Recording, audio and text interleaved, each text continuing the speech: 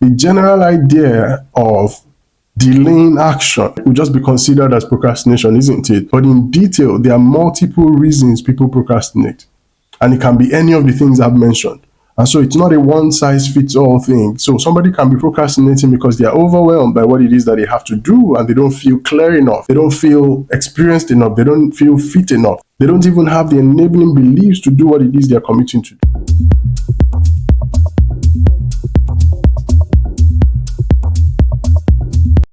Hi there, Ife George here. Welcome to day 16, day 16 of your 21 days to transformation.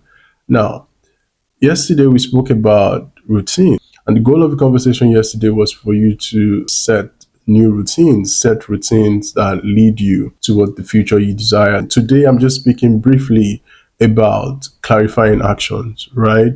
I mean, the moment you start to set routines, you're already in the pathway to action, right? And so the idea is that actions have begun. And so I'm just going to speak to you about clarifying actions. I believe that at this point where actions need to begin, a couple of things always get in the way, right? A couple of things always get in the way. And I'll just share these pointers that should help, right? I believe the first thing that you want to do when you're setting up an action, the first thing you want to do when you're setting up actions, when you're setting up an action or setting up actions, is you want to clarify why you're taking them, right? You want to clarify why you're taking them, why you're taking the actions.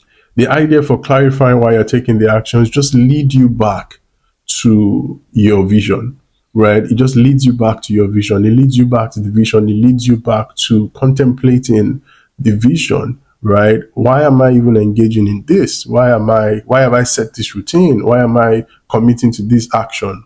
Why is this important to me? All right. And so with the why are you taking them, also comes the importance, the reason, the importance. All right. I mean, you must be able to establish that appropriately for it to be meaningful enough for you to engage. All right. And the next thing you want to do, the moment you have a clear idea of why you're doing it, you want to then clarify when you're taking the action, right? So I'm going to take the actions at this time. Now, this is why I want to take the actions. This is the reason it's important to me. And this is when I'm going to take the actions. So this is why I want to take the actions. This is why it's important to me. Then this is when I'm going to take the actions. All right. Now, when you have established when you're taking them, right, the next thing you want to establish is how you're taking them. Now, different things will require different ways, processes, commitment, and what have you. So it's the how you're taking them. You want to establish how you're taking them next, right? And the how directly links to the who and what. And so there's the who do I need to engage this action? There's the what do I need to engage this action? Now, whilst you're doing all of this, because you're actually clarifying and you're specifying, as the case may be, I'll advise that you're writing out these things. And so the how leads you to the who and the what, right? The how leads you to the who and the what, right? So remember, you've asked yourself, why am I taking this action? Why is it important to me? When am I taking this action? Who and what are required for me to take the action? And the next thing you want to consider is what might obstruct you or disallow you from taking the action, right? So when you've come to the place when you've discovered who and what, the next thing you want to ask is what would obstruct me from taking this action? So I've established why, I've established when, I've established how, I've established who and what.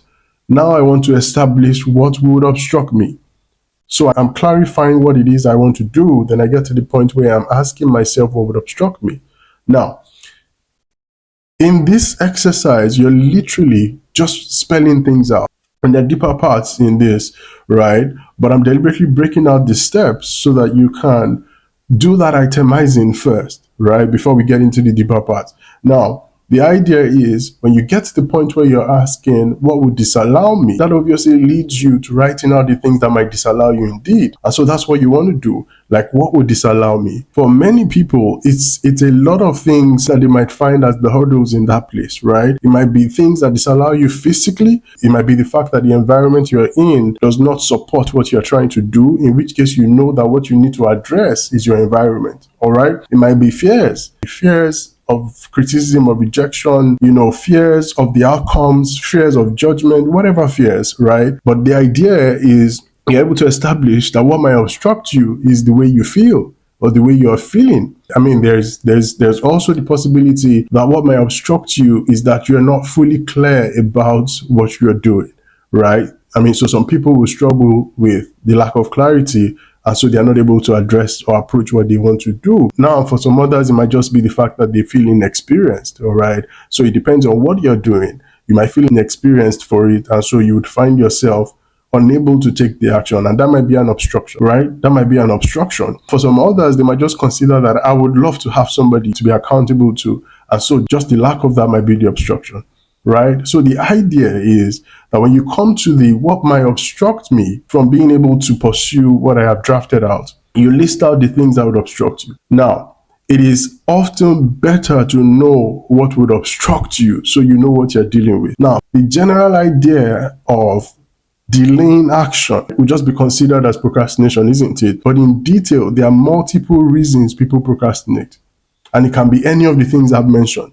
And so it's not a one size fits all thing. So somebody can be procrastinating because they are overwhelmed by what it is that they have to do, and they don't feel clear enough. They don't feel experienced enough. They don't feel fit enough. They don't even have the enabling beliefs to do what it is they're committing to do. And so it can be many things for many people, right? Regardless of what it is, there's that long list of things that cause people to procrastinate.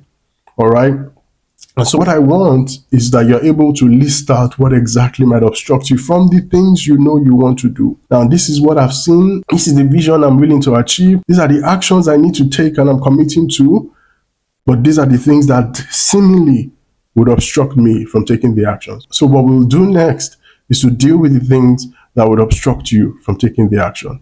Right? What we'll do next is to deal with the things that obstruct you from taking the action. And deliberately, I'm not packing that into today's conversation because I want you to be able to address that. All right? Highlight the things that will stop you. All right? Highlight the things that will stop you. List them out. Right? List them out. List out the things that will stop you. And then we'll go into addressing how to overcome those hurdles. All right? We'll go into addressing how to overcome those hurdles on day 17. All right? Until I see you tomorrow. Have a lovely day.